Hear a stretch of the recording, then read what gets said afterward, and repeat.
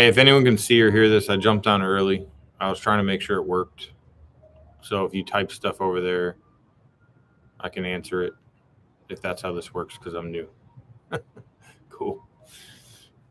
It said I had to download something, so I almost deleted this thing because it said I had to download some program, which I guess I did because it worked. So I'll just look for questions as people pop up, and I'll be on here for 30 minutes or so. I can talk a lot faster than I can type, even though I think I've replied to every comment so far. I doubt I can do that forever, but for now, I've been trying. For now, you can just look at all my Legos. It's the most badass part of my showroom. We're full nerd here, for sure.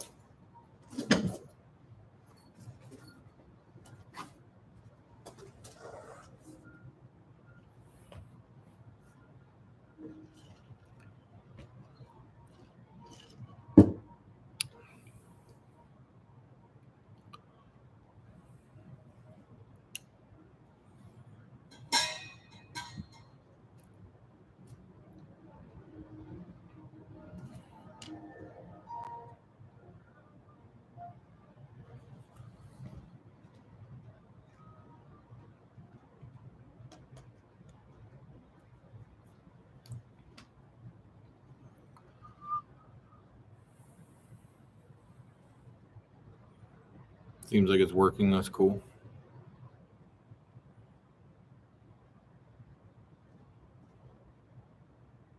If anybody has any questions that you would have normally put in a comment or something like that, feel free to ask, and I'll just kind of talk off cuff as I do in my videos anyways.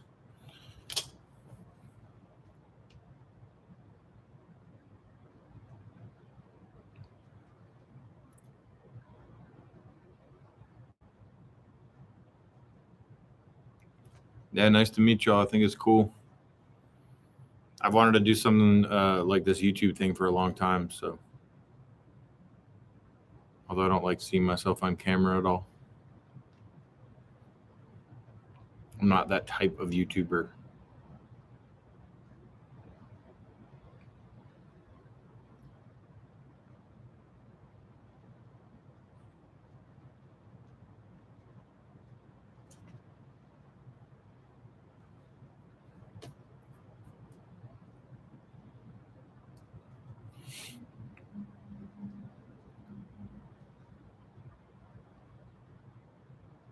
Atmos soundbar. So Atmos, by definition, is placement, not a speaker. We run into that a lot, actually. Questions like with speakers with speakers that have speakers on top at angles that bounce stuff off the ceiling and things like that. If you can't get speakers in your ceiling, then sure, it's better to do some sort of something that can cascade the sound across the ceiling. But a big problem is not a lot of times there's I don't want to miss comments too, so if they go too fast I'll have to scan back and forth. But some of the biggest problem is people will buy like a Dolby Atmos soundbar like that arc right there, and unless it's got a ceiling that's like 8 to 10 feet, it won't bounce the sound up there anyway, so you won't hear it, so it's kind of wasteful. If you have a nice flat ceiling and the soundbar has speakers on top and it's hooked up properly, you can get some cool sound from it. An array of sound kind of goes above you, kind of like how the Yamaha soundbar did 10 years ago or so. Better than not having them, but if you can get ceiling speakers above you, that's always best. Speaker layout for a 13 deep by 12 wide. I mean, pretty, it's a big room, so I would do 5.1.2 there, to be honest. 7.1.2 maybe, depending on where you're sitting in that room.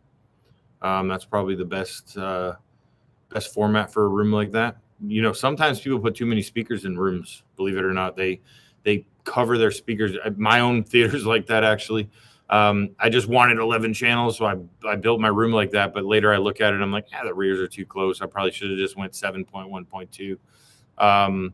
Sometimes separation is more important than the actual channels, if that makes any sense. It's better to hear that sweeping motion as things go by you than just having the speaker there to transition. If they're too close to one another, it doesn't sound that great. I like the separation. 5.1.2, I've done a ton of theaters like that. Killer. Absolutely killer. Saves you money too. Side surrounds in a 7-channel. Put them in front because your ears aim forward, right? So if they can't be here, you want them a little bit in front of you. Your ears will hear things forward of you. Same reason why you don't put the Atmos speakers directly above you. You want them 30 degrees or so in front of you, and this is not an exact science, even though the internet wants to make it seem like it is. So your ears face forward, so the speakers in front of you would sound better. Now, if you go too far in front, though, don't do it at all. Just go 5.1.2. The reason I say that is your ears at some point forward will not be able to differentiate between your front and that side speaker. So what'll end up happening is you'll just waste money. So it'll just sound like your fronts are making that sound. So I would hate for that to happen. If it can be like right next to you, but a tiny bit behind, it's probably okay. Too far forward, waste of money. Oh, the calibration thing, that's cool. I'm glad that works. That's something I learned. So I worked for a company called Tweeter. They were a national company, and I was the number one or two salesperson, depending on the month for the nation.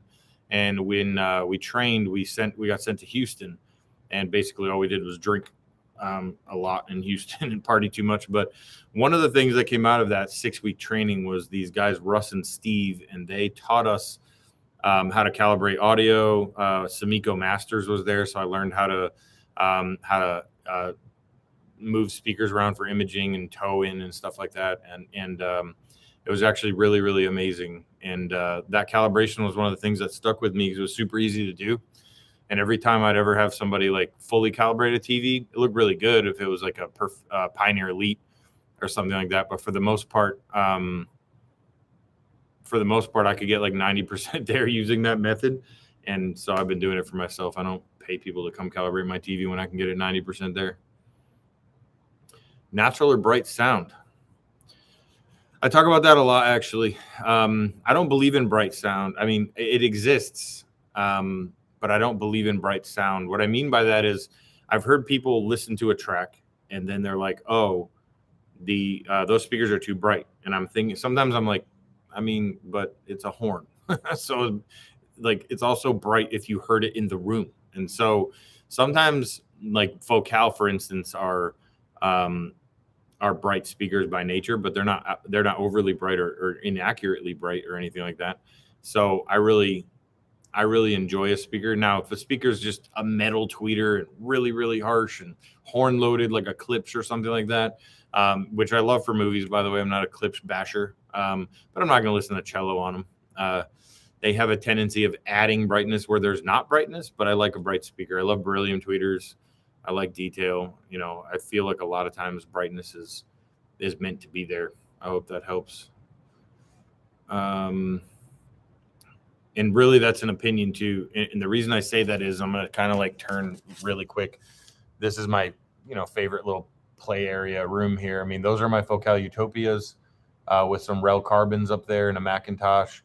Very neutral amp on two very different speakers, but over right there are my Sonus Faber Olympica Nova 3s, and they sound very different. I'm a Focal guy, but those Olympica Nova 3s, when I turn them on, silk dome tweeters, not bright by any means, but man, they're badass. They really are a great speaker and very laid back, and they're laid back, but like in a way that an instrument is laid back, like a not a horn instrument, obviously, but like a cello would be or something. They just sound really, really good. I love them to death. So it depends, the mood thing for me. I might switch back and forth, and not a lot of people have that option or whatever, but I like them both for sure. So I would say to listen to a bright speaker like a Focal and a more laid back speaker like a Sonus Faber, and I would pick two different tracks, see how one sounds with Metallica and see how they sound with two cellos or some classical or something like that.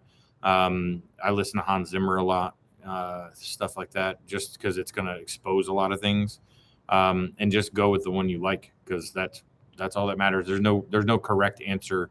And that's why some of the comments are funny. Whoever's on here probably isn't so cruel, but some of the comments are funny because they're like telling me that my opinion is wrong. And I'm like, I don't know how that's true. Everything you guys say is right too.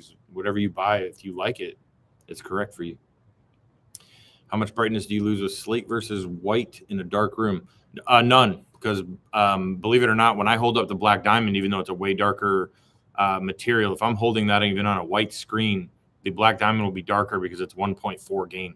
If it's a 1.3 gain white screen, your whites will be a little brighter, but everything else won't. The slate is a 1.2 gain. You're not killing any brightness with that gray and that's why they're expensive, because they go gray, but they also fixed the gray. And that's why you can't just go gray screen. If you go gray screen, and I wish I could show it to you right now, but maybe I'll do that in another video. I'll just punch it in there. But if you literally take Screen Innovation's gray material, and I don't even know if I did this in that video or not, and you flip it over on a white words, it looks like dirty teeth. Like it looks like brown. And so that is adding that same brown tone to all of your colors across the board, because that's how it works. There's no way for it to make the white brown, but your red, leave that alone, right? So it's coloring everything incorrectly. Once you go slate, you'd say, well, why don't I have that same problem? Well, they realize, well, okay, now we're going with a darker material. Same thing with Stuart Firehawk. We're going with this darker material. How do we fix now all of the other things that that creates, that gray material creates? And the way that you fix it is through optical coatings. Some of them use crushed Swarovski crystal in the optical coatings. I'm sure that for cost reasons they change some of that, but they utilize things like that to gain back that brightness and white level by using those darker materials. So you don't really lose any darkness or any brightness. I think it looks better. So even in a dark room. Neutral bright sound. What are your thoughts on high back chairs? I mean, really, I don't think blocking the sound like for the rears. I mean, technically it's going to be there, I guess. I mean, I'm not going to sacrifice I'm going to put a weird chair in my room just to hear the sound. Some people are audio purists like that. Look, if it's a 2-channel room, with some surround sound, you're really taking it seriously. Yeah, get one of those audio chairs that like your head sticks up. But I mean, I'm going to be comfortable in that room. If you have loud enough rears, and all my videos will say that you should, you're going to hear that shit anyway. So it's going to be all good. I wouldn't worry about it. Technically it does. I guess it muffles it, but a microphone would pick it up, and I doubt you would. But that's a good question. I mean, it's obviously a concern of people's for sure. Prefer letting the AV calibrate or manual with a sound meter. SPO. So do you prefer letting the AV calibrate? Do you mean the AV guy, or do manual calibration? I do all manual calibrations. So I don't like how the calibrations sound. I've used them all. Really, really, really high end stuff like the Macintosh. If you run it, it's really good. But I always end up overlaying it with my own changes because I like brighter. I like more voice, and I like more rears. It tends to, every time I've ever put a microphone system in, it tends to tone that down too much, and it takes a lot of the dynamics away from the room and the system, because it's got like a complainy. It's almost like somebody calibrated that microphone to be complainy about things that are loud. And I'm like, I mean, I like my theater loud. So you want to set your distances, though. That's important. So the measuring tape is important, or like a laser. So you want to set your distances correct. And then after that, I would just do everything manual. I mean, really, it's about enjoyment. Put one of your best favorite movie scenes in. And we can talk about that stuff too. I use a lot of different scenes. I can send you some scenes that are really cool to use. Watch the beginning of Save It Private Ryan. Watch the race scene from Ready Player One. Things like that you've watched over and over again, or you show your system off with it, and calibrate the room. If the microphone is super different from what you would calibrate by yourself, and you like it, then the microphone's garbage, and because it's your room. So, I'm a big manual guy because you can always get in there and mess around with it. A lot of the calibration too, like sets the crossovers really weird. I mean, look at your floor. If you got floor standing speakers, cross them over at 40 because you don't want them going down to 20. That whole putting your speakers to large thing only works in very few. You can hurt your speakers a lot by doing that. Very few speakers can literally go down to 20 clean without causing problems or making you call somebody and say that you destroyed your speakers. So I would cut them off at 20. In walls and in ceilings, I usually cut them off at 60, and then I start there because you want your subs to blend in. If your subs are very, very, very high quality and they can play higher frequencies, then you can let that kind of blend in a little more, and you can cut your sub off at 100 or so. But like my subs at home are 13.5, so I don't want them doing too much. And I've got 6.5 subs in the room also. So I cut my fronts off at 40 and I let my sub roll in at like 55, and it kind of fills that gap. Since there's not been a question for a second, I'm going to turn this into cocktails and questions, and I'm going to grab one because I can.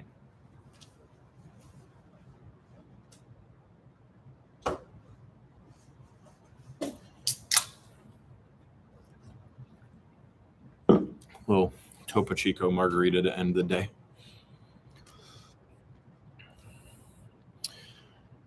Are dual subwoofers a thing? So not only are dual subwoofers a thing, but as many subs as you can afford is a thing. So it's not a marketing ploy. You don't actually get more bass from adding 2 subs. I mean, you do, but not what people think. Like, you're not doubling your bass from adding 2 subs, okay? Depending on the seat you're in the room when you calibrate them, you want to mess around with phase. You want to do it with one person that kind of at least has a good opinion. They might not necessarily need to know what they're doing. They just have an opinion of that's good or that's not good. They sit in the room, they move around seat to seat, and you want to calibrate at least one of the subs for that seat, and then go to a different seat that's also kind of equally important in the room, forward, back, side to side, something like that. And then you want to calibrate the other sub to that, and you want to mess around with the phase because, the volume might be the same, crossover is probably close, but and you want to turn the other sub off to do this, by the way.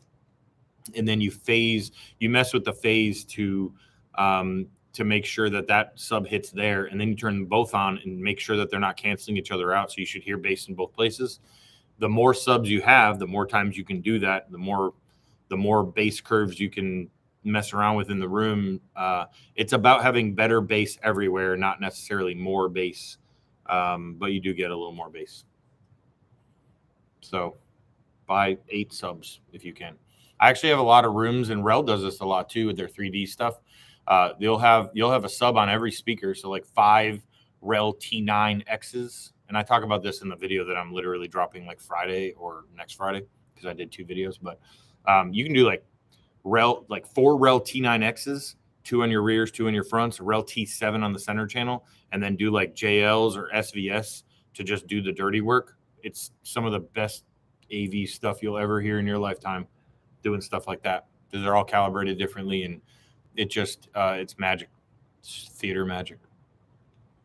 Center channel, a small room. I mean, you don't ever need a center channel, really. I mean, but you have to realize a speaker has a job, right? So if you don't have a center channel, you're asking your front speakers to do the score of the movie sometimes at the same time as talking, or like it's making speakers can only make one sound at a time, technically, right? They sound like they're doing more than that, but they're not. A speaker can only make one sound at a time. So essentially what happens is you're asking your front speakers to do more than they should do. So you're asking your front speakers to play voice while it's trying to also play music. And it does it, of course, but it's not separating that job. So that's why when you have a center channel, it's so the voice is a little more pronounced because each speaker is doing its job properly. If you don't have rears, same thing. Unless you turn it into stereo, the rears are the rear noises are actually like kind of being shared to the fronts. Like if there's a manhole sound or something that's supposed to be behind you, it'll still play that manhole sound, but it'll play it in front. And it just makes your speakers do too much. So that's why movies sound sometimes convoluted when you play a movie in stereo, because the speakers are trying to do everybody's job at the same time, essentially. Not really a big deal. I mean, it does it. Listening to a whole movie in 2-channel can be kind of messy. Still sounds good though. 2-channel and a sub can definitely enjoy a movie. But yeah, need is always a funny thing in our world, right? Need is like, and I know I cost myself money in saying this, but when people are like, "Do you need this?" I'm like, I mean, you don't need any of this stuff. But it's better for sure. Oh, cool. If you're near here, that's awesome. Come in for sure. I'm not always here, so you can drop me a message or a comment or something. We can talk off. If you are in the Dallas area, we can talk off camera and make sure I'm here. I'm here on Wednesdays, so I'm doing this now, and I'll post a video every once in a while, just sitting here bored. If I want to talk about something, and I've got a sales lady that's here, and she's absolutely amazing, 20 plus years experience, can absolutely help you if I'm not here. So appreciate that.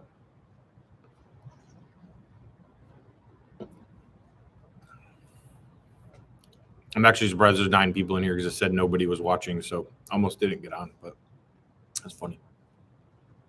Don't know how this YouTube stuff works yet. Might not ever.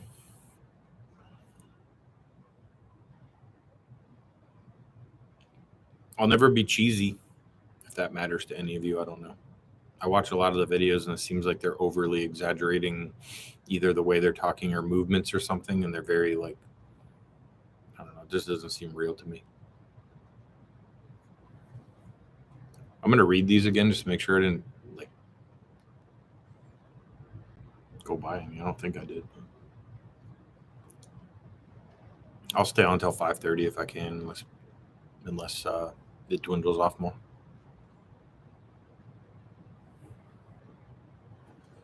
But I could talk AV all day, so whatever questions you have, I'll probably have an answer.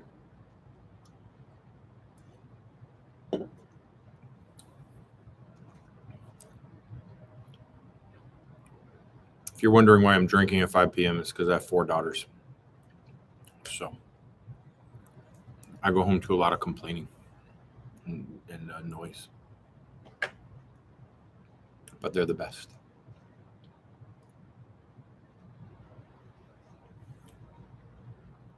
Five women in my house and 2 dogs. It's real.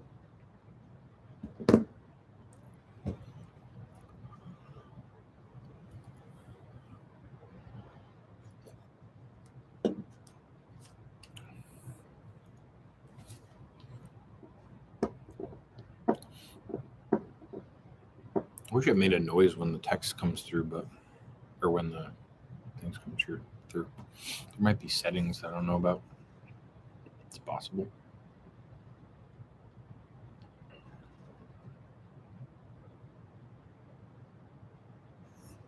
No, it doesn't seem like it. I don't know. Sony AVR. There's like a heart there, and it's blocking half the shit I'm looking at. I love Sony AVRs. 5-year warranty, ES only, elevated standard stuff. They make great AVRs. They're probably what we sell the most. People like 5-year warranties, although Marantz just started doing that too because I think they had to compete. Their GUI is a little weird, Sony's, but I'm actually thinking about changing 2 of my receivers at home. I have 5 receivers at home, so it won't be my theater, but I'm thinking about changing 2 of them to Sony. They seem like they have a ton of power. They like raw power for a receiver. I'm not big on receiver power usually. I have all separates in my theater. I like receivers. I have a bunch of surround sound systems in my house, but Sony and Marantz are my 2 favorites. Sony is kind of starting to win. Oh, the dumb hamburger thing stays up if you click it. But I love them, actually. Good question. Big fan. I'm selling a lot of Sony projectors too, even though it seems like I just love Epson. I just have an Epson. Quite frankly, if you look at that video of my house, a Sony wouldn't even fit in the hole because the dumbass that built the hole built it literally 2 inches or an inch bigger than the Epson, so I couldn't fit a Sony in there anyway without digging that hole out of the wall, and I don't feel like doing that. So part of the reason I have the Epson, if I had the money, I would get the $12,000 Sony or the X7 from JVC, better tone mapping, stuff like that. If I do HDR, I got a lot of HDR comments. If anyone wants me to talk about that now, I will. Easier to talk about it on here anyway. But with Sony products, I've found they all play nice with each other as they should. And when you sell AV for a living, I gotta tell you, my opinions are way different than other people's opinions that are just, hey, I bought this and I love it, and they play with it all day, and it's just this one thing that they like. My opinions, that's why I talk the way I do. My opinions are so attached to things that either work or don't work as a whole. And there's so many things. Like customers will go to their house. Last week it happened. I had an Anthem amplifier that was broken, which doesn't happen a lot or hardly ever. But he's like, "Is this normal? Things break this fast?" And I'm like, "Yeah, it's normal." I sell AV for a living. You see how much shit breaks? I mean, it's literally all the time. So, my half my life is, hey, this broke or hey, that broke. So yeah, it's normal. And so we sell things that work really well, and things that have good Control 4 drivers, for instance. I'll sell that over something else that might sound better, but the user experience is going to be a lot better for that client because their stuff turns on when it's supposed to, or it stays on the network, or these other things. So it's funny, people, I get questions like, why didn't you sell me a Marantz, or why didn't you sell me this? And depending on that year or the issues of that year, or the network card that's having issues or whatever, I'll not sell it that year. And then the next year I'm like, oh, they figured that out, and I'll start selling it again. It's really weird, but my opinions will change year to year on a brand because they'll get bought out by some umbrella company or something, and they're a bunch of idiots, and the whole brand will go downhill for a while. Our world is crazy behind the scenes. If no one asks a question pretty soon, I'm going to talk about Projector HDR.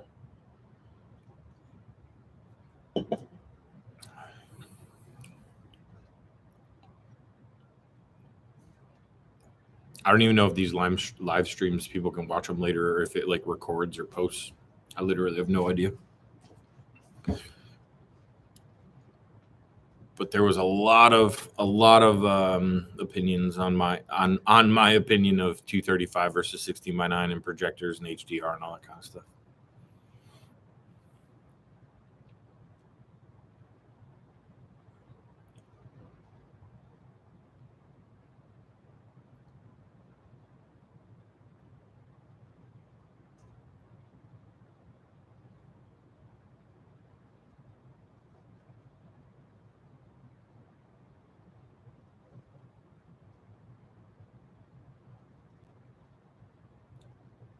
There's a lot of sound questions here, so I'm imagining I have more sound people. So I'll kind of talk off cuff about some stuff like that. There are TVs that do both HDR 10 and Dolby Vision. That's actually a better question for Amy. I wish she was here. She's such a nerd. I would say Sony is probably on the forefront of that, if that's true. Believe it or not, I don't sell a ton of TVs. I sell them, but we do these huge projects and jobs like that job right here, this wooden thing. And that kind of client, even spending $300,000, how I sell TVs. I used to work in those retail showrooms, and I used to know every single spec of every television in the place. And I just stopped doing that because the way that it is now, I'll be like, hey man, do you care about like any particular TVs? And they'll be like, yeah, I want a badass TV in my living room and in my bedroom. And I'll sell an OLED for their bedroom because they're not great in brightness, although Sony's new ones are a lot brighter and a lot better. I'll sell like an OLED for a bedroom. I'll sell a Samsung for the living room. Maybe they're 8K, it's just a ton of nits. And, I'll just sell like Q60s and Q85s and stuff like that for the rest of the house if their budget allows, because they're perfectly fine. I mean, TVs have gone so far, but I'd have to do research to figure that out. I bet Amy might know, but at least you're on the right path, though. HDR is a technology that is meant for televisions. So too many people were hating on me that I didn't mention the HDR capabilities of the projectors when I did my projector video. The reason I didn't do that is because I think HDR is garbage in a projector, and I literally tested it today just to see if I was crazy. I watched a YouTube video on a guy who has a ton of followers, so he probably knows what he's doing. And I did the LS12000. I put HDR on the Apple TV. I went in and did all 16 changes, which is why I say it is pointless and stupid. It's 2 minutes. Nobody wants to do that crap. And I watched a couple things. The menu looks like garbage. A movie looked okay. Colors didn't like pop out enough for me to care to go through all that work. On a TV, on an OLED, kind of TV, HDR is awesome. They're very, very bright, a lot of nits. It's meant for direct view TVs. It was what it was meant for.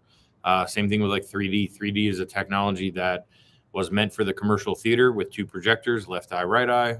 They can't do that at home, obviously. I mean, not with normal budgets. So they do the flickering glasses, which is stupid. And then, that was a gimmick. And it's the same thing. All projectors carried 3D, even though it wasn't necessarily meant for home use. They had to do it because people need to put stuff on their spec sheet. And so it's the same thing with HDR. Projectors don't need to do it, but on a TV, yeah, absolutely. HDR looks really good, especially for gaming. It lights up like the background of like those darker games and stuff like that. So, really cool. But it's something I can research for sure if TVs do both. But I would say Sony's probably on the forefront of that. They seem to be the better picture of the two. I don't think LG has gone that way yet, but maybe the new Sony OLEDs do it. We could do phone a friend. Let's do phone a friend. Let's call Amy. Call Amy Combs. She said she won't go on video, but I might be able to get her to talk. Hey, you answered. Hey. I'm doing a live YouTube thing, and someone had a really high-end TV question, and I wonder if you know it. Are there TVs that do HDR and Dolby Vision, HDR 10 and Dolby Vision now? Do they do both? Do the new Sonys do it or anything? I think there are TVs out there that do it. I could call someone and ask. Yeah, it's like above my pay grade. Because you know how I sell TVs. I'm like, you want good or okay? Yeah, I mean, I'm not. I don't care about it. I don't do it all the time. So HDR 10 and Dolby Vision. Yeah, just TVs that have both. I think there are, but give me a few minutes to see if I can. Text me back. Text me back if you find that out. All right. Bye.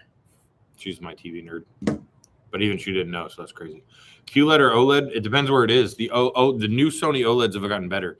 People made the mistake a lot of times with putting an OLED in a living room with a ton of light, and then they were kind of underwhelmed by it. Phenomenal technology, absolutely looks great. Best black levels on the planet. Super inky blacks, super sexy TVs. Thin, obviously, but like the back, like part of it's not thin, so I always thought that was kind of dumb. But the new Sonys are better. So I usually do QLED stuff like that for living rooms, just because it kind of fights that light a little bit better. They both have the anti-glare shield, which has like waves. I'm looking at the Sony or Samsung over here. It's got waves because of that anti-glare shield. So they're both good in that aspect. But I love OLEDs for like bedrooms and stuff, especially like a master bedroom where you're still going to watch some TV. Maybe if your wife allows for it. My wife we watch movies before bed sometimes. So the OLEDs in the bedroom are cool, or in a darker area. Or if you're like a TV in my theater kind of person, that's OLED all day, right? Because if you're even doing that, your video is like the most important thing in the world to you, or you wouldn't be putting a TV in a theater. You put a projector in there. So, I get clients all the time like, should I put a TV in a theater or a projector? And I'm projector because it's a theater and you use it more.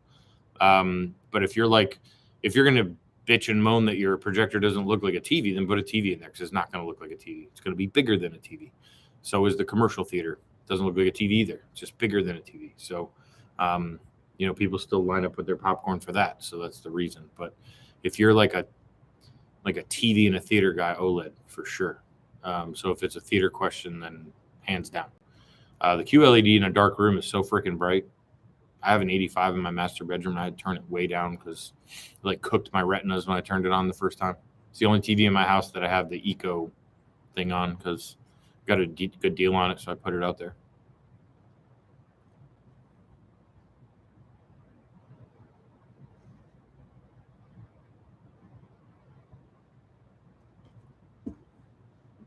Wait for Amy's research.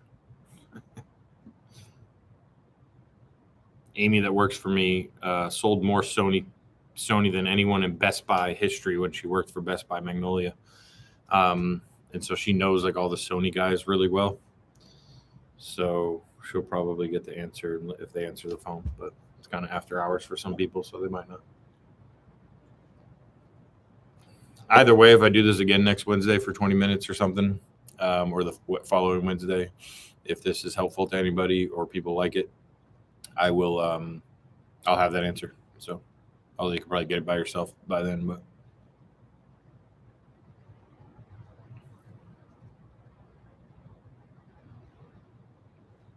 That's a great question. There's so many diminishing returns in theater, and I hate to say that, selling it for a living, but man, is it true? So, that's why like the whole true 4K thing is one of them. I mean, nobody can tell the difference. Not that you shouldn't get a true 4K projector, but your budget has to be really high in order to get the brightness back. So that's kind of one of them. Unless you really, really, really care about. Unless you really care about like high-end audio, like music, like if you're going to listen to cello in there, like you're an audiophile.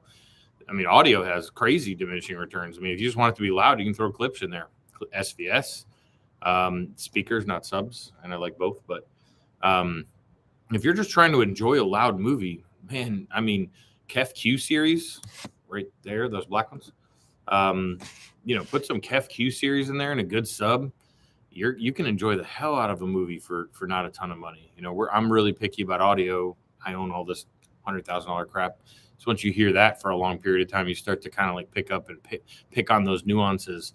But audio has the most diminishing returns, and audiophiles will tell you that's BS. But another thing is wires and cables. I mean, you want a good HDMI cable, but it's zeros and ones at the end of the day. So a tighter connection means more than a quality cable, unless it's long. The distance will change that. But short digital cables are BS.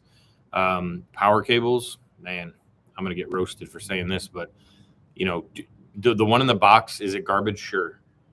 Could you buy a $200 one and make a little bit of a difference? Probably. But I've had customers call and they're like, I bought a $3,000 power cable and it's badass and it changed my whole system. And I'm like, in my head, I'm like, that absolutely is not true. You just told yourself that because you have to justify this $3,000 power cable in your head because it was crazy too. Stuff like that. But on same thing, speaker wire. AudioQuest Type 5s, AudioQuest Rocket 33s, 44s. You're getting bang for the buck. You're getting the audio there. You're getting the quality from your amp to the speaker. The flow is there. Everything's good. $5,000 power, speaker cable. I mean, for what? Is there a difference? Probably. Is there a difference worth that money? No. Nice, good speaker cable. The twist of AudioQuest, the way that they twist their wire, where the center brings the low notes and the outskirts of it brings the high notes, so that they're phased correctly and they get there at the correct time and all that stuff. There's some truth to that kind of stuff, but that happens even in their kind of inexpensive, nice cables. So diminishing returns happens in audio and wires really, really quick. In video, screen isn't one of them. Most expensive screen you can buy will absolutely give you better picture quality. Projectors, though, you can get a $2,300 projector. It looks really good. But I would easily buy a $12,000 projector and not look back. So I'm the diminishing return person, though. So I'm in that realm. But screen first, projector later. Diminishing returns in audio just really depends on how you're going to use it, man. If you're like, I'm still kind of an audiophile, $5,000 pair of speakers, Bauer 702s, Kef R7s, R11s. R11s are on sale right now if you can get a pair. There's some nice speakers out there that kind of get you there, even audiophile listening grade stuff without paying a ton of money. Anything past, $5,000 on a pair of speakers, I would argue probably point of diminishing returns, but not diminishing like not worth it. Just diminishing like if you don't have the budget, you can still enjoy your room. If you're rich, buy whatever the hell you want. It's only going to make you happier when you have that mindset that the quality is there. So, kind of depends. I am not surprised that Best Buy carries all that shit because they have money and they throw money around and they can do whatever they want. So, should they sell that stuff? No. I took their best lady anyway. One of the top 2 in the nation. So they shouldn't sell that stuff, but they do. All XR Sonys, if that person's still on, have both. LG OLEDs. Only their OLEDs, and Samsung does not do it. So the XR Sony models have Dolby Vision and HR or HDR. So there you go. She's pretty quick. It's good to phone a friend. Her phone an employee.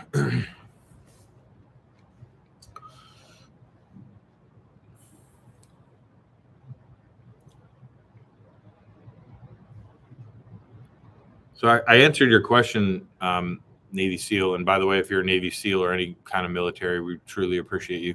But I don't know. I can't say what is the most diminishing returns because it depends on the customer.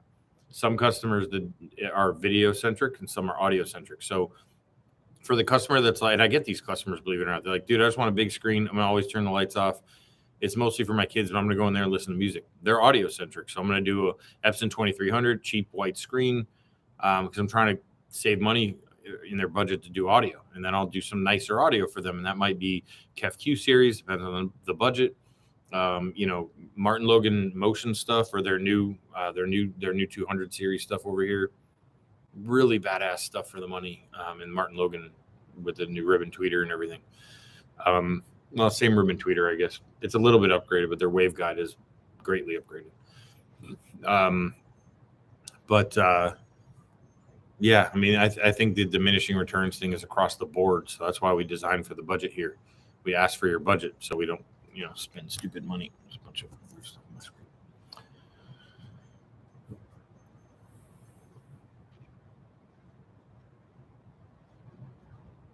I think I had it cut off to like a question every minute or two. That might be why they're slow, just because I didn't know if it would just like go all crazy over here and I can't answer everything. So that might be what's going on. I'm listening to Star Wars music. I have it low, but what is this heart anyway? Why is the heart? Is it each comment? It's weird. I'm just surprised that I'm happy this worked because when I first logged on, I said I didn't download some program and I was going to delete it.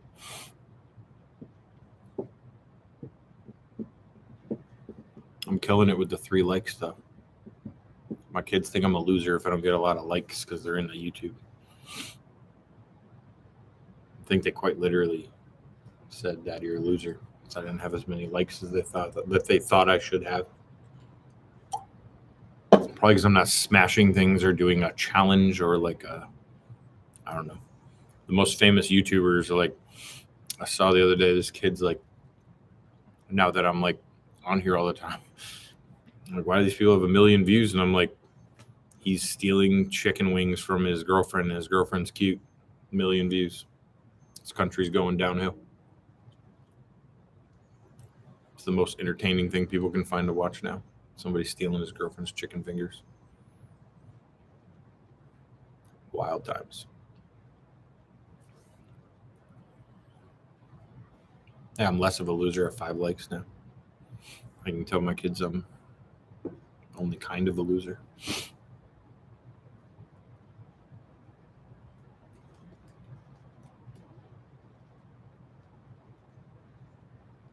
By the way, rel subs, things like that, I'm covering. I don't know. It's one of the next 2 videos, so it depends. I did subs. I talk SVS, rel, and JL audio, and then that's one of the videos. And then the next video I did, and I don't know which one I'm going to drop first, is theaters around 10K. So that answers a bunch of these questions too. Is a lot like the 10K thing is like that gets you 10 to 12K, gets you around that diminishing return conversation anyways. 25 is my diminishing return number. So I say anything past 25 is kind of like you have to be a certain kind of client for that kind of stuff. And then on Tuesday, I'm shooting in Dallas. We just finished a $207,000 theater. And I'm going to do a video on that. It'll be a whole video on it. And it's fully acoustically treated and all that stuff. Really cool room. So some cool stuff coming up. But some of the videos I've already took answer some of these questions too. I only want to do one a week, so I don't overwhelm the channel. Oh man, buying over time is one of my favorite things to do. I tell people to do that all the time because they have this smaller budget and they have like kind of high expectations, or at least like a passion for this stuff, and I feel really bad, so I tell them to do that. So you know, screen speakers. I mean, TV is always part of the enjoyable thing. So, you know, bigger TV is going to heighten that enjoyment. How I go when I tell people to buy over time on the audio side, you know, projector to me is really important. So if people can do like a cheap, you know, turn the lights off, white screen, $2,300 projector, and then just start with some of this audio that I'm going to go over, that's another way to start it. Because you don't want no audio, right? But I always tell people receiver and fronts are the most important thing. So if you only have a little bit of money, but you're kind of an audiophile, or you want to be an audiophile and you love music, you used to play an instrument, whatever, I tell people, look, start with your fronts, get a nice amp, Marantz if you can, something like that, and just fronts. Let's start there. Then I think the next step is the bass, because if you get good fronts, there's going to be some bass there, so at least it's enjoyable. So then a sub, let's add a nice sub. Then I think it's the center channel or rears, and you can mix in there. Both are equally important. You can always go rears and turn your center channel off, and then you get surround sound, or you can go center channel and then rears. But that's the hierarchy of what I think is really, really, really important for really important for building a system. And I love building a system. I mean, I'll be honest with you, dude. I made no money when I started doing this 25 years ago, and I did the same stuff. Like I bought the thing I could afford, the most important piece first, and then I would sell that and, you know, get a different piece and stuff like that. I've probably had 50 different systems for that same reason. I love growing my system. I love it. Don't buy everything all at once. Don't buy a bunch of shitty things. Buy two really good things. So super good question, and absolutely everyone should do it that way if they have to do it that way. Go to demo movie for calibrating audio and video. So if I am calibrating video, that's why I chose that on that video picture. That's one of them. So if you find the Fifth Element right when she comes out after she's naked, which is cool on its own, after she comes out of that machine or whatever, and she runs through the thing and she comes outside where all the cars are flying, it zooms in on her face, and it is one of the most accurate skin tones where you can calibrate ever. And people used it for a long time, actually, for ISF calibrations. They used that scene. I knew a bunch of professional video calibrators, and that's the scene they used. But I also use, believe it or not, I use ESPN. And the reason I do that is typically ESPN is very diverse on skin tones. They have like a black person, a white person, that kind of stuff. And like I'll go to one of their studios because there's good lighting in there, and I'll pause it because a lot of the guys will wear like suits and stuff, and some of the suits will have lines or stripes. So I try to find one like that because I want to calibrate my whites and blacks on the suits to make sure that's showing up and I'm not losing detail or texture in the outfits. And then I want to calibrate my skin tones. And when I get a mixture of skin tones on there, it really helps me not be too purple somewhere, too red somewhere, that kind of thing. And it really, really helps. So I use both of those things, oddly enough, to calibrate video. Sometimes I'll use a disc, like a Spears and Munsell disc, because that's the only way to really, really dial in your blacks and whites, you know, on those graphs and stuff. So I use that. Audio for subs, I use Rebecca Pigeon. I'm sorry, for imaging, I use Rebecca Pigeon stuff because she's center stage. And then on subs, I use the song Get Lucky by Daft Punk. It has a constant bass note that hits, and I calibrate rel with it. And I'll turn off one, just calibrate one, turn off the other, and then I'll change phase and mess around with them after that. But that's one of the bass songs that I use for subs. And then just for audio in general, if you're talking about home theater calibrating, really any of that stuff is good. I'll dive into some Hobbit or Lord of the Rings a lot of times. The newer ones, Hobbit works even better because like if I do a sub on the center channel, I'll calibrate the Desolation of Smog and I'll kind of mess around because the voice becomes so deep and so crazy with that dragon talking. So that's some of the stuff that I use to mess around with sound to make sure sound's kind of dialed in. Hopefully that answers your question. Is there an issue you have LCR from one brand? Oh, hell no. I mix stuff on purpose and all the time. I'm the worst audio designer ever when it comes to that because the internet will roast me for it and I don't care. So this is what I always talk about. I sell and talk from a place of installing a system. And I mean, I used to be in the attics running the wires, doing all the work. And you do all this work, and then the customer's like, I don't hear my rears. And you're like, Bowers is a perfect example. Bowers and Wilkins makes great front speakers, slightly overpriced right now, in my opinion, but good stuff. Their 700 series went a little wild on price. It should have been around that 5 mark for the 702s. But, I'll do like their fronts, and I got to tell you, their rears are just rattly mess. And even their expensive stuff, I would throw a bunch of sound at them, like the race scene from Ready Player One really gets after it. And all of a sudden, I was standing back there one day in this back corner of my theater over here and doing a demo, and I was in the back. I just stand away from the screen, and I'm hearing this speaker, and I look down, and I'm like, Jesus, that speaker's about to break.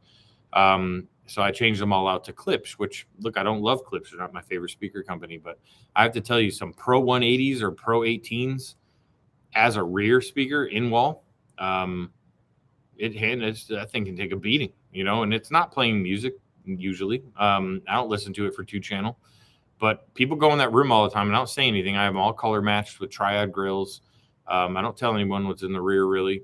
And they're always like, man, that's the best theater I've heard all day. I was at Magnolia in a $100,000 theater and it didn't sound that good. And I'm like, yeah, it's just because I have loud rears. But and that's why. So timbre matching is only needed on your front 3, in my opinion. Unless you're listening to Dolby, like DVD audio or like Dolby Atmos music or something like that. I guess in those instances, it's important to have all your tweeters match. But your front 3, you want to match. I've never owned a theater or sold a theater without them matching. Rears to me is like a sub. It's an effect speaker. Your sub doesn't need to match either. That's even more ridiculous when people do that. Your sub is omnipolar. It's bass. It has nothing to do with your other speakers whatsoever. In most cases, it shouldn't match because JL, REL, and SVS make the best subs in the world. Far better than any of the speaker companies can ever dream to make. So absolutely mix and match. A loud rear speaker, a Focal 300 series, Klipsch, obviously, that kind of thing. These loud speaker companies that build JBL synthesis, badass in-walls. Speakers like that are going to sound better as rears because they're louder. And so, that is absolutely not a problem and should be practiced way more, but that goes against everything. That goes against everything in the AV encyclopedia that people like to read and talk about on YouTube, I think, too much. JL audio are my favorite. Me too. Yeah, all of it. I'm a JL guy. JL all the way. I had those REL carbons that are sitting right over there in my theater. They chattered and clapped all over the damn place when I played the Dolby Atmos video called a maze. It's there's a thunderclap in there that is 20 hertz and below for sure. And they almost broke in my room. I put JL in there again, and I already had JL Fathom 110s, and I went away from them thinking that these were going to be better with my Focal Sopras because I'm an audiophile, and they did sound good for music, but they absolutely struggle. They're on the struggle bus for some low frequencies, and it pisses them off when I say that. But the rep was in my room and heard it for literally 8 hours and played around with it and couldn't get him to do it. But for movies, it's awesome. My daughter is literally asking me what's for dinner. Hi, Arlie. I have no idea what's for dinner. Whatever you want. Yeah, violent musicality. That's a term I made up, but it's the only way that I can accurate violence, I say too. It's the only way I can describe them because they're so incredibly powerful, like to the point where you worry about the room sometimes that they're in. But at the same time, you go play music and they're just finesse. And and it's just shocking that they can do both. Costs a lot of money though, and that's what I always talk about in bass. I talk about a lot in the video that I'll drop on either this Friday or next Friday too. You know, the way that people look about bass, it's like you can get a lot of bass out of a big box with holes in it, like ports and stuff like that. Doesn't need as big of an amplifier, or you can get more accurate bass out of a small box with less an or a bigger amplifier, but it's going to cost you a little more money. But if you want a sub to do both, you're paying $6,000, and that's just the way that it is. So people don't like that, but it's the truth. Customers call me all the time. They're like, David, I want more bass. And I just go, you need more money. That's really all there is to it. You can't just go back and dial it in and turn up the bass. It doesn't work like that. They should all be calibrated pretty much the same. If you want more bass, you need bigger budget. DefTech speakers with Atmos enable. If the Atmos, if your ceiling is in a good place for it, then the speakers on top of speakers are still better than not having them at all, but it's not better than having them above you for real. So it's more to do with where your ceiling is, and they are a good budget speaker. They're loud. They're super bright, very, very bright. They can handle an absolute beating of volume. Yeah, I like DefTech a lot. They're good speakers. My neighbor has them. I keep seeing what's for dinner. It's a good question. I'm hungry. I'd like to know what's for dinner too. 2 JL10s. Yeah, behind your house, behind your car.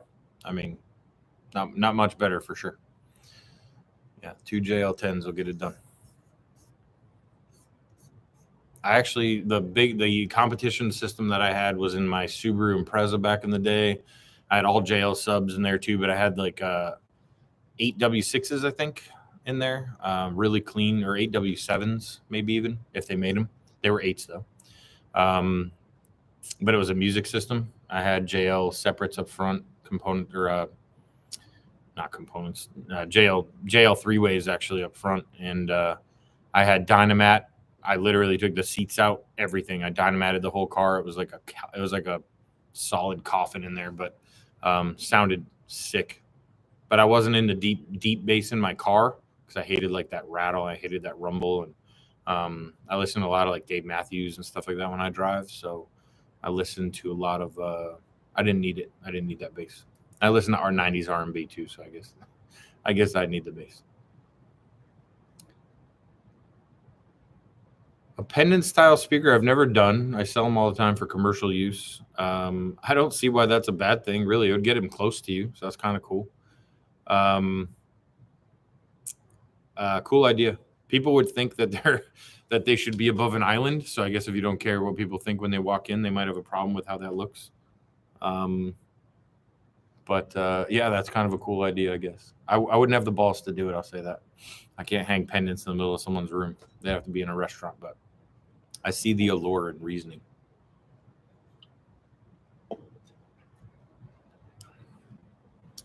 Your subs sound boomy because the crossover is not right. Subs sound boomy when you're asking them to do too much. So turn your crossover depending on your speakers. So if you've got in-walls or like a smaller speaker, try to cut that frequency off around 60.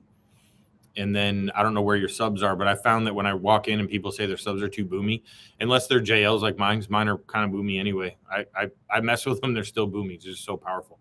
But a lot of times they'll have the crossover like 100 or 120, which means the sub is trying to play like, mid-bass frequencies, and it doesn't need to. So I would cut that way, way down, and then it will try to do less. It won't like try to play into the voice of movies and stuff like that. And it usually cuts off that boomy thing. And then the phase too, because if it's in a small room, there's a chance you're hearing the boom, and then you move around the room and it sounds good over there. So change the phase from like 0 to 180, 90 and stuff like that. Have someone change it while you're sitting there and play something that would normally be boomy, or like a scene that you're kind of complaining about in the first place. And then just mess around with that and see if it gets better in the room. But crossover is usually what creates boom. Subs trying to do things it shouldn't do. I like this pendant Atmos speaker. I'd like to hang one right above my head. It's super weird, but I love it.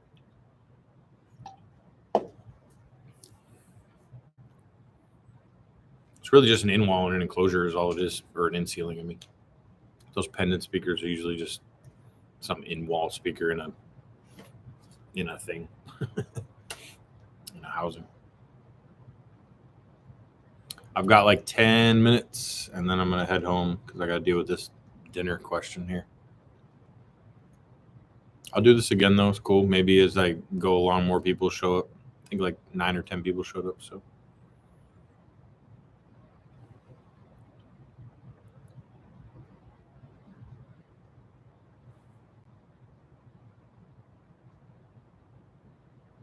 Plus, I don't have another margarita. So I think they're going to make me a real one.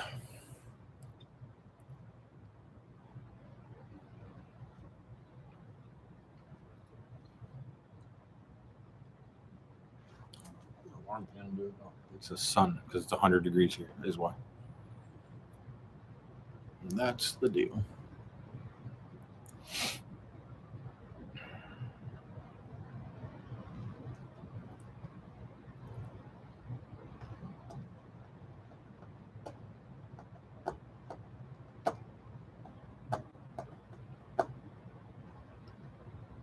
I mean, people would just think they're lights, man. I think it's a great idea. Give yourself a 10. So here's what's funny. I have thought of it actually now that I think about it. So in our South Lake location over near the airport in DFW, it's a yoga studio. And I didn't want to build ceilings. So because it would have cost like 60 grand. So what I did was I was going to do pendants in there. Actually, now that I think about it, I was just going to hang them because I thought they looked like lights to give Dolby Atmos in a couple of the areas. And they had this big I-beam in there. And I realized that if I tied the walls together, I could just have a black piece of wood about this wide that went across the room. And since we painted the walls tricorn black 10 feet and above, I actually just loaded some Focal 300 series into that wood beam. So they're open baffle. But they actually sound really good in there, and you can't see them because I covered them with black grills. So I almost did pendants in our South Lake location. So it's funny. It would still work there in some applications. This is the only way to get ceiling speakers without a ceiling.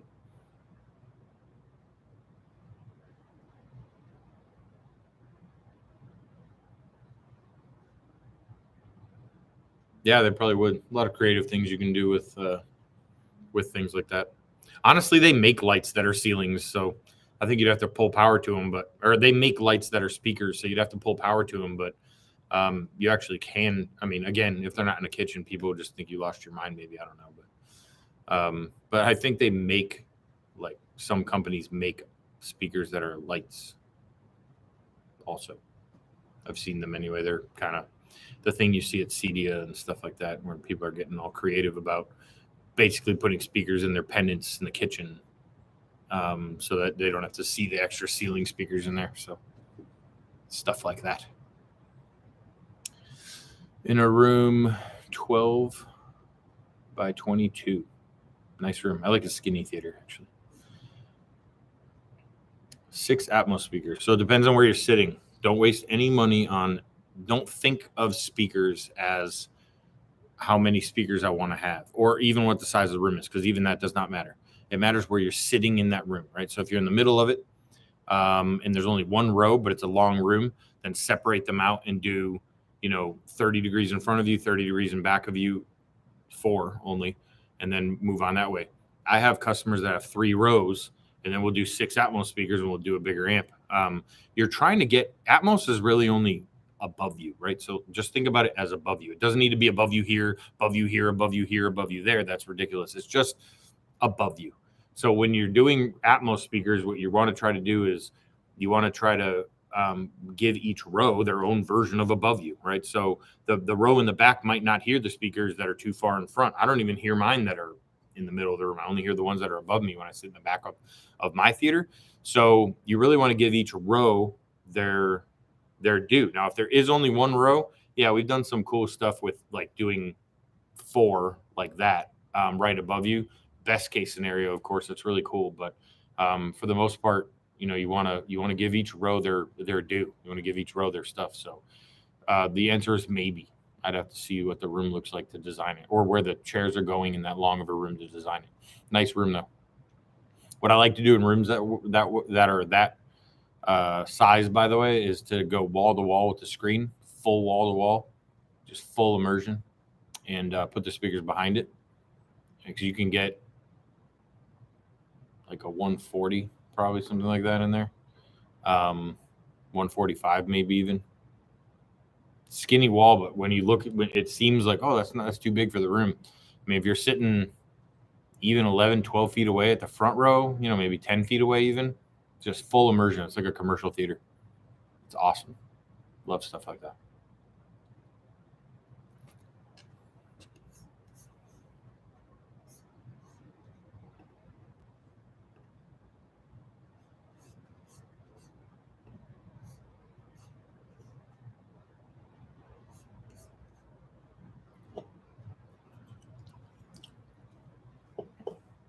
I've been talking for an hour. I'm a talkative dude. I thought I was going to be on here 20 minutes. All right. 3 minutes, and then I'll say bye. And maybe we'll do it again. It's cool. Different. I appreciate you guys tuning in, and hopefully what I'm putting out is helpful, because that was the point. I find what is on YouTube is not helpful, to be honest with you. I don't always talk the best. I seem to confuse people every once in a while sometimes. For the most part, all the comments are super cool and stuff like that. But I do confuse people sometimes, I guess. I don't know. But for the most part, what I see on YouTube, I mean, look, when I see a YouTuber or a professional or anybody talk about the black levels of a projector, you lost me. There's no black levels of a projector. Projectors don't make black. So it's like right there, it loses credibility, but everyone seems to talk about it. I don't know. It's crazy. Yeah, if you're near South Lake, man, pop in. His name's Dana. I've known him for 20 years. He's my sales guy out there. Another 20-year plus installer, knows his stuff. And he's out there. The hours are online, but he's out there Tuesday to Saturday. So we close Sunday, Monday out there, because it's like 40 minutes for me, so I don't go out there that often. But he's a good guy, and you should stop in there and see it. You'll see where I was going to hang pendants. It's funny. The demos that are in South Lake, by the way, are different than here. I do have full walkthroughs of both showrooms on there, so you can see what's out there. But I've got R11s upstairs. I've got R7s and the matching in-wall versions of the R7s downstairs, the 3160s, I think they're called. I've got black diamond versus a white screen literally on a split wall, which I wanted to do here and didn't do. So you can see what I'm talking about there pretty easily. Got motorized blinds up there, full blackout. You can black out the upstairs theater. It used to be a yoga hot room with those hot things on the wall, those heaters on the wall. It's a cool space. We did something neat with it. I think it's cool. It's got 2 floors. This one's different. I haven't been out there in many months, but this is my home base.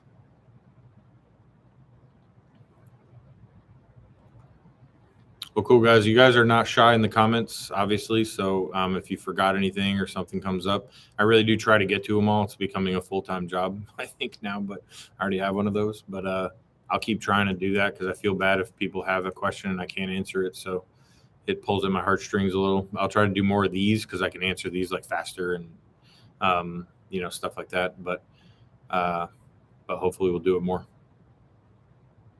Any last questions? I'll kind of like give you like 30 seconds or something to pop one in, because I saw the number jumped to 9. So if anyone in 10, if anyone has any last minute questions, I can try to answer.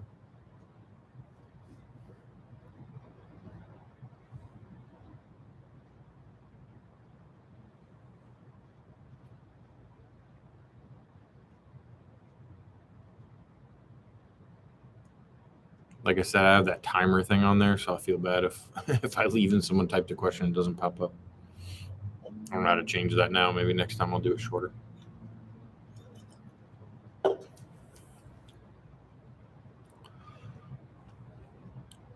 Yeah, all the things Dyne Audio does are good. Good brand. I don't carry it, but again, that's one of those brands that I would carry. Monitor Audio is another one. I like everything they do. it's just, you can't convolute your lines when you own a company. You have to be very choosy about what you think is going to sell the best and all that stuff. But everything Dine Audio does is good. They don't make a bad speaker. Very well built brand, a lot of pedigree, really good stuff.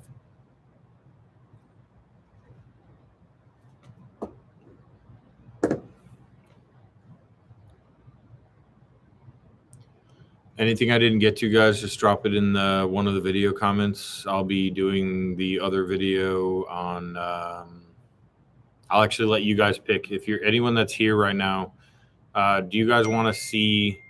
Do you guys want to see subs? So my SVS JL Rel, or do you want to see theaters around 10 grand? Those are the two videos I have not dropped yet, and I'm dropping one on Friday.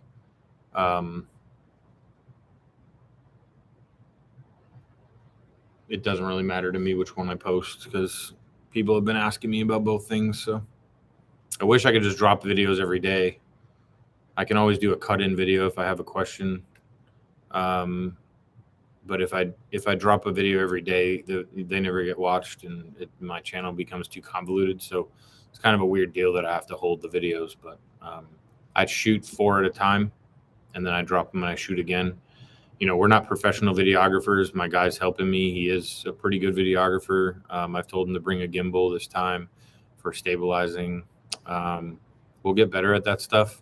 I mean, hell, if YouTube starts paying me at some point, I'll throw all the money at it because I don't need to make money from YouTube. So that's something different about me probably than other YouTubers, but I don't need YouTube money. So it'd be cool to make it. I would just turn it into production value probably at that point. So, hopefully we'll get better. I apologize for the bad video that people have been complaining about, but yeah. Cool. I'll drop the 10K one on Friday then, and the sub one will be the following Friday.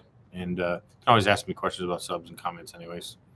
It's JL Rel are tied.